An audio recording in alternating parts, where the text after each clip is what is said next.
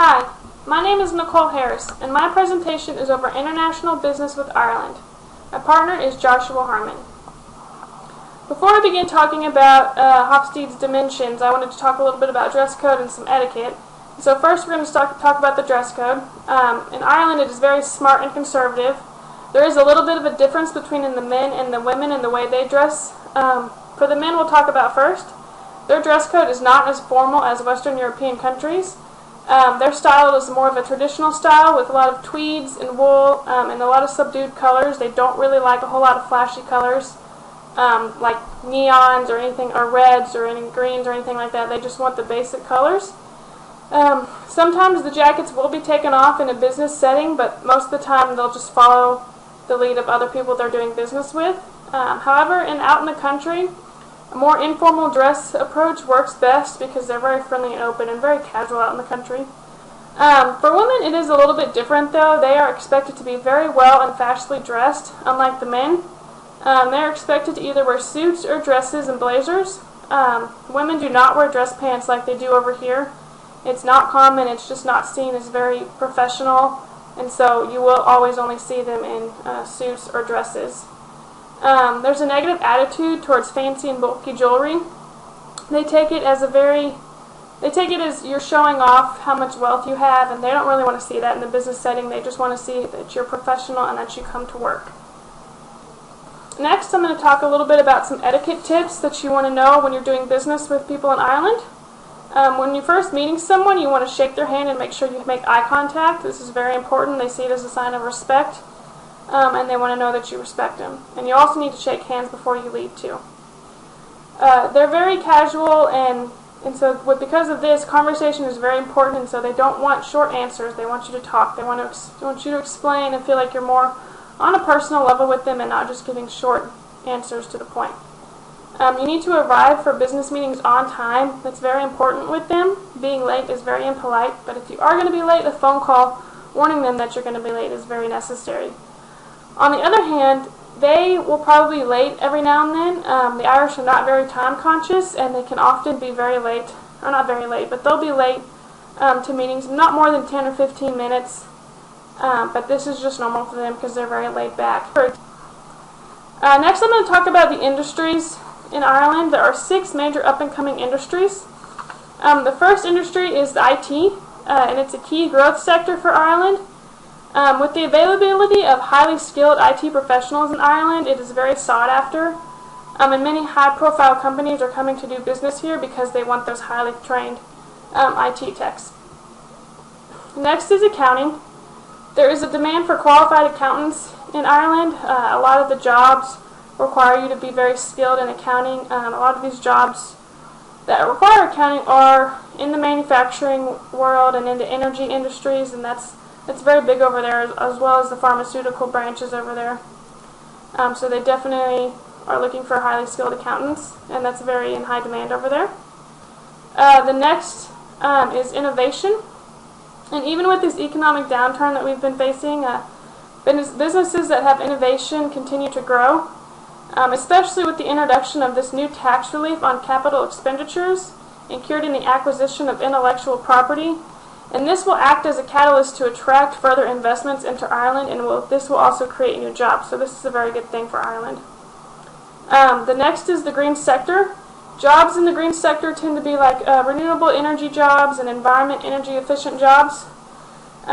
These jobs are on the rise actually. They have the potential to become a valuable component of long-term economic development. With this, there are the creation of more and more companies in the green sector, like wind farms and wastewater specialists. And so because of all these new jobs, there's a strong demand for people in the green sector. The next one is business services, and this has a lot to do with exporting and international trade. And that's within the last several years, service exports have gone up by 3% in Ireland. And so this is a huge potential for a wide range of companies to join in exporting services from Ireland. So this is a good thing. And lastly is medical. And anywhere you go, pretty much, medical is always going to be a very in-demand job. because no matter where you go, they're always going to need medical attention. And right now, the medical industry is doing well in Ireland because of baby boomer aging population, and so a lot of these people are hitting into their elderly age, and they are needing more and more medical attention. Also, dentists are doing well over there, and pharmaceuticals are doing really well over there. So there's just a lot of need for the medical area over there. This is just a graph of Hofstede's metric for comparing 5 countries. It's got Argentina, India, Ireland, Malaysia, and United States. And you can see that Ireland is the lowest with the power distance. They are second highest in individualism. They are the highest in masculinity. And then they are tied for last for uncertainty avoidance, and they were not tested in long-term orientation. This next graph basically just shows a more detailed graph of Ireland. Before I get into the talking about Ireland and these dimensions, I just wanted to give an overview of them for you guys. Power distance is the extent to which less powerful members of institutions and organizations within a country expect and accept that the power is distributed unequally. And this basically just means whether or not a country feels that management and subordinates should be closely related or should be very different. The next is individualism, and it's how personal needs and goals are prioritized versus the needs and goals of the group. And it's just basically if you see yourself first or if you see the group first. Next is masculinity, and it's a difference of rules for women and men different in feminine societies and masculine societies. And you'll see with Ireland that it is a very masculine society, and we'll see why in a few slides. Next is uncertainty avoidance, and it's how comfortable people are with the changing way they work or live. And most countries should feel like, wonder if they should try and control the future or just let it happen. That's basically what this means. Long-term orientation is planning for the future, perseverance values versus short-time past and present oriented. So next we'll go into all of these. First, power distance. Ireland has a power distance of 28, which is really low. They're used to having a small power distance between the management and subordinates, which means basically these two work really closely together. Managers are meant to be accessible, and they want to be open to new ideas, and they want their subordinates to feel like they can come talk to them about any new ideas that they have. They believe inequalities between people should be minimized. I found this quote on one of the websites I was looking at. It says, "Those who are used to a higher power distance index will find that those who are used to a lower power distance index to be disrespectful, disobedient, and to take very casual and relaxed approach to important things. However, those who are used to a low power distance index will find that those who are used to a higher power distance index to be controlling, talking down to them, distant, and making decisions for them without really consulting them." So you can see that there is a very big difference between the higher and lower power distance. Next is individualism. Ireland scored 70, and this means that Ireland is very individualistic. People look after themselves, and their family comes first. That's what's most important to them, and that's what they're going to strive to make the best of. Employees are expected to be self-reliant and take initiative. Managers want you to be able to know what you're supposed to do, and without them having to tell you. And hiring and promotions are based on what the person has done and what the person can do. Next is masculinity.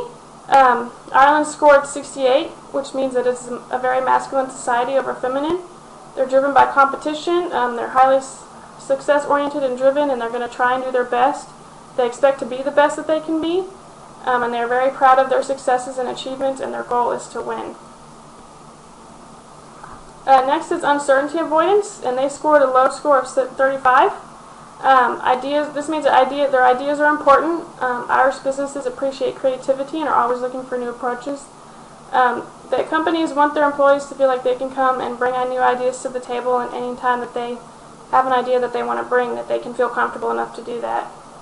And making a point with practical facts is more appreciated than the use of too much technical language. They don't want you to just beat around the bush with a bunch of technical jargon. They just want you to get to the point and tell them what it's going to be. Lastly, long-term orientation. They scored 43, and this basically means that they believe in personal steadiness and stability, and they're about protecting their faith, they're about protecting their family and making sure that that comes first, and that they want the respect that they feel like they deserve, and they believe in a lot of tradition, and they also believe in the reciprocation of greetings, favors, and gifts, but they do not feel like they are necessary. Next, I wanted to talk about when and when not to travel to Ireland for business. The best time of the year to travel is September through May. These are not their vacation months, but avoid July and August because these are the main vacation months, and so a lot of business people are going to be out of town a lot, and you want to avoid hindering their vacation plans or anything like that. You also need to avoid the first week of May, Christmas, Easter, and New Year's. These should be avoided also because these are also good times to travel for them, so a lot of people are going to be out of town.